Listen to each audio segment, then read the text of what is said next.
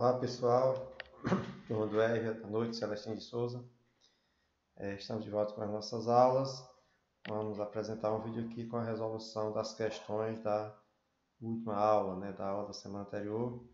Vocês aí peguem o caderno para conferir as respostas e caso algumas estejam diferentes para vocês consertarem, ok?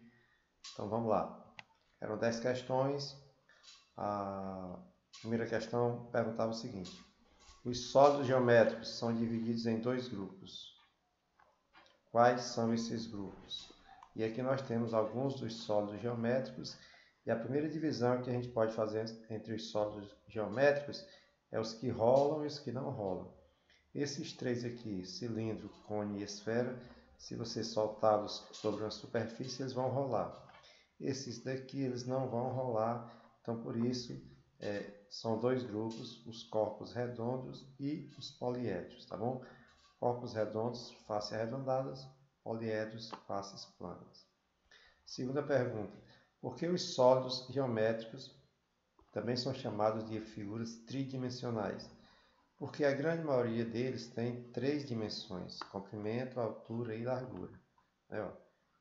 Largura, comprimento, altura. Comprimento, largura e altura.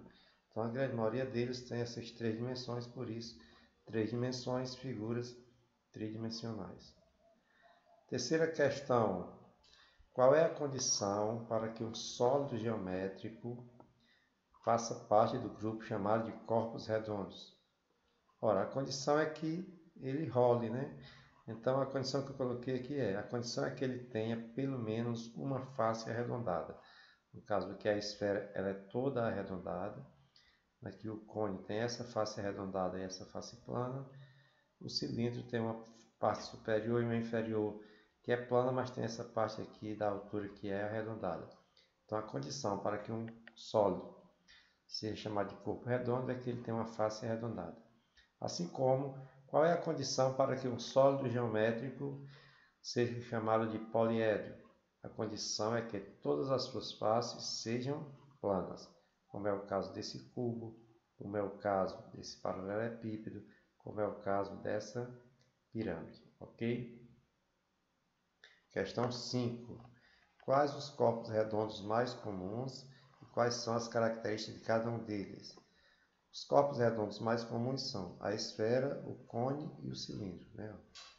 Esfera, cone e cilindro. E quais as características de cada um deles? A esfera ela não tem nenhuma face plana, ela não possui nenhum vértice, nenhuma aresta e o formato é regularmente redondo. Ou seja, se a gente considerar o centro dessa figura, toda essa parte aqui da face dela, arredondada, vai estar a mesma distância de um centro. O cone, ele tem essa parte arredondada, tem essa parte de baixo aqui plana e aqui ele tem um vértice. E o cilindro, ele tem essa parte aqui arredondada, aí ele tem uma base plana e tem outra base plana. Essa base aqui chamada de base inferior e essa aqui chamada de base superior, tá bom? Essas bases aqui, elas são circulares. Questão 6. Os poliedros se dividem em dois grupos. Quais são esses grupos e quais suas características? Aí nós temos aqui um prisma e nós temos aqui uma pirâmide. Então, os dois grupos são os prismas e as pirâmides. O prisma ele tem duas bases, uma superior e uma inferior. As faces são quadriláteros, Na maioria dos casos são retângulos. Enquanto a pirâmide ela vai ter uma base inferior, ela vai ter um vértice aqui na parte superior e a face da pirâmide é triangular. Então o prisma, a face dele sempre vai ser quadrilátero e o prisma, a pirâmide, a face vai ser triangular, ok? O prisma ele tem duas bases, uma superior e uma inferior, e a pirâmide ela só tem uma base inferior e na parte superior ela tem aqui um vértice. Nós temos aqui vários modelos de prisma, O que muda entre esses prismas aqui são as bases. Essa base aqui é um triângulo, então é triangular. Essa base aqui é quadrangular, Porque tem quatro lados. Aqui é uma base pentagonal porque tem 5 lados. Aqui é uma base hexagonal porque tem 6 lados. Assim como os prismas, né, tem vários tipos diferentes, a pirâmide também. Pirâmide triangular, a base é um triângulo. Pirâmide hexagonal, a base é um hexágono. Pirâmide quadrangular, a base é um quadrado. Ok? Questão 7. Quais as diferenças entre cilindro e cone? Nós já falamos isso na pergunta anterior. O cilindro ele tem duas bases, né, circulares, planas, base inferior e base superior. O cone só tem uma base, porque na parte superior do cone aqui ele vai ter um vértice, ok? E a esfera não tem nenhuma base. Questão 8. Quais as diferenças entre prisma e pirâmide? Né? E aí nós já explicamos também na questão anterior. O prisma ele vai ter duas bases, o inferior e o superior. A pirâmide vai ter só uma base. As faces desses aqui são quadrangulares e as faces aqui são triangulares, ok? Na questão 9, o que são vértices, arestas e faces? Né? Eles são os elementos que acompanham as figuras tridimensionais. Os vértices são o encontro das arestas, né? São esses pontinhos aqui, ó, que as figuras têm, tá bom?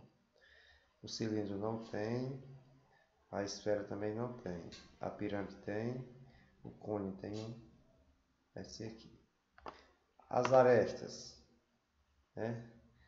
As arestas são o encontro das faces. As arestas são essas retas aqui, ó, esses traços aqui, tá bom? Então, esses traços, essas retas são o encontro das faces, tá bom? Essas aqui são as arestas. E as faces é essa parte plana aqui, não? Aqui é a face, aqui é face, tá bom? Essa parte aqui é face, ok? O cilindro ele tem a face arredondada, o cone também tem a face arredondada, né? E a esfera também, ok? Então são esses três elementos aqui que compõem as figuras tridimensionais. E na questão 10, o objeto que você está usando para escrever parece com qual dessas figuras geométricas? E o caderno no qual está escrevendo representa qual desses poliedros, né? Você deve estar usando uma caneta ou um lápis, que tem um formato de um cilindro, enquanto o caderno tem um formato de um prisma, ok? Então confiram aí o que foi que vocês colocaram como resposta, melhorem as respostas de vocês se for preciso, se tiver diferente. Se tiver tudo correto, ok, parabéns. Espero que tenham gostado do vídeo e que tenham aprendido o conteúdo de sólidos geométricos e figuras tridimensionais.